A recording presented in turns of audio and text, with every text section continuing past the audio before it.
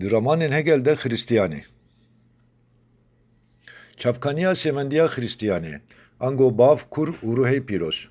Desta awil divê ez bibêjim ku çavkaniya semendiya Xristyanê, ango bav, kur û ruhê pîroz, ramanên Numenîos ê filozofê Yevnanî ye.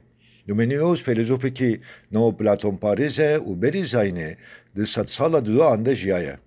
Ramanên wî yên derbarê vê mijarê de bi navê Hînweriya Rêzepirgala Xwedayî tê zanîn û bi nêrîna Turûmê a filozofên neoplatonparêz re bûye bîngeha dogmeya semendiya pîroz a Xristyaniyê.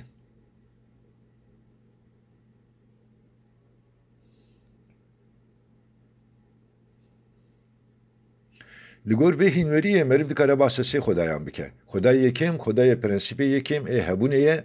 Xwedayê yekem hemin xwedayê çalakiya ramanê a xweverû ye. û bi tuha wî dest nedaye çêbûna dinyayê yan jî roleka wî di çêbûna dinyayê de tune.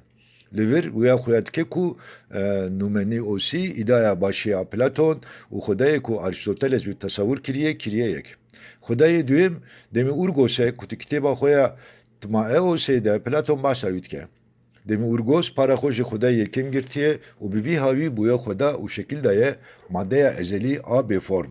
Li gor nêrîna Numenîosî Xwedayê sêyêm jî ew dinya a ku ji aliyê Demiurgosî ve hatiye afirandine.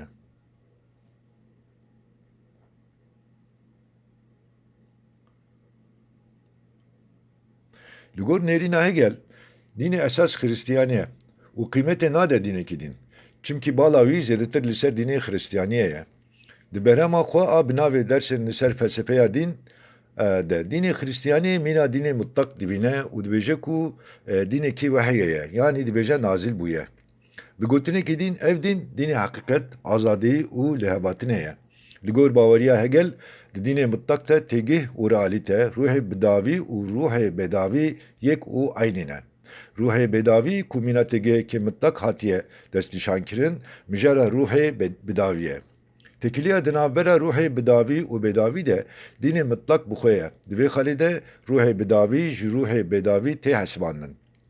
Hegel dibêje ku di dînê Xristyanî de îmkana hêza zanîna Xwedê, zanîna daketina dinyayê a Xwedê û îmkana xwenasîna xwe û a mirovan heye.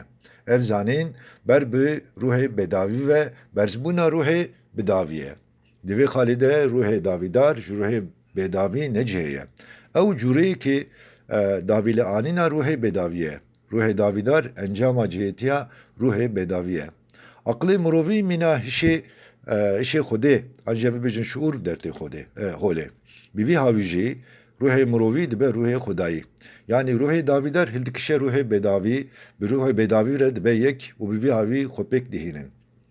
Çimkî ruhê mirovî ê davîdar ruhê Xweda ye. Lê belê li milê din, dema ruhê davîdar ber bi ruhê bedavî ve hildikişe ruhê Xwedayî dîsa bi xwe dihese û li xwe vedigere. Xwedê di zananiya mirovî de ku jê ye bi xwe dizane. Bi vî havî birêveriya xweverû a Xwedê ve diguhere birêveriya mirovî ya ku jê ye. Birêveriya xweverû birêya ruhê davîdar dibe amûrê danûstandina Xwedê û mirovan. Di vê xelî de dîn ne îcada mirovî ye, dînê Xwedê ye û nazil bûye. Diyalektika Sêkolê a Hegel ji bo dînê mutlak ê Xristyanî gelekî guncan e. Çimkî Hegel bi zanetî dogmeya Xristyaniyê a semendiya pîroz tevlî felsefeya xwe kiriye. Di Xristyanî de ku Hegel wekî dînê mutlak diwesfîne, sê qat hene. Yek Xwedayê ku di Xwedê ye û ji bo xwe heye. Xweda di vir de beriya afirandina dinyayê ye, ji bo xwe ye, di Xwedê ye û li dervê dinyayê ye. Di do xulûqandina dinyayê, sisê dêmajoya lêhatinê. Di vê qonaqê de Xwedê ruhê civakê ye. Heke meriv vê yekî bi awayê aqîdeya tesîs bibêje, yek hukümraniya Xwedê, di do hukümraniya kur, sisê hukümraniya ruhê pîroz e. Dicem Hegel ev cudahî vebûna ruhê mutlak e. Jiyana ku di xwezayê de hêşîn dibe ye. Ev ramana gelemperî di kategoriyê mantîka Hegelî de gelemperîtî, cudatî û yekîtî ye. Axirî meriv dikare bibêje ku di ramanên Hegel de Xwedê bi awayekî dîtbar û nedîtbar, xwe ragihandiye mirovan û ji ber ku ruhê Xwedaya mirovan Xristyanî dînê herî zelal û bêhempa ye. Çimkî dînê Xristyan çareseriya tamamiya xaçepirsan daya mirovahiyê û ne dînek razmend e. Bi vê ramana xwe Hegel sistema felsefeya xwe û Xristiyaniyê dixwaze ku mîna hev nîşan bide.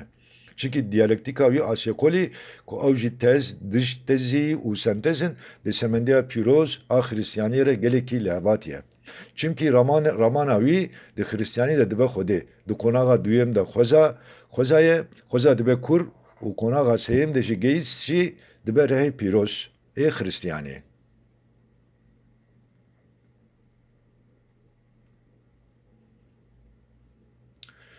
Jean-Paul Sartre ji gelek tegihên mîna hebûna dixwe de, hebûna ji bo xwe, birêveriya dixwe de, birêveriya ji bo xwe û hêvî dîn yên felsefeya Hegel ji bo felsefeya xwe bi kar aniye. Sartre xwestiye ku diyalektika idealîst a Hegel ji gehîstê cuda bike û birêveriya mirovan ji bin xizmeta gehîstê derbixe. Bi vê yekê xwestiye ku mirov xizmeta xwe bikin û xwe bidin der û xwe pêk bihînin. Mirov bêyî girêdayîtiya tiştekî yan tesîra wî nikare bibe sebebê xwe û nikare hem di xwe de be û rewşa birêveriya di xwe de bijî. Yani di heman demê de nikare tê bigêje vê yekê. Lêbelê raman berdewam dike û mirov dîsa xwe li xeta tiştekî din dike hebûn. û birêverî bêyî bandûrekî ji derve û jê serbixwe nikare hebûnetiya xwe pêk bihîne. Lêbelê heke mere bikaribe wê tesîra der, wekî gewhera xwe, wekî jêma û heyînekê di xwe de bicî bike, wê demê ew tesîra der ji holê ra dibe û dibe mirov bixwe. Ew kes di êdî bikaribe xwe bixwe, xwe destnîşan bike û dê bikaribe bibe sebebê xwe.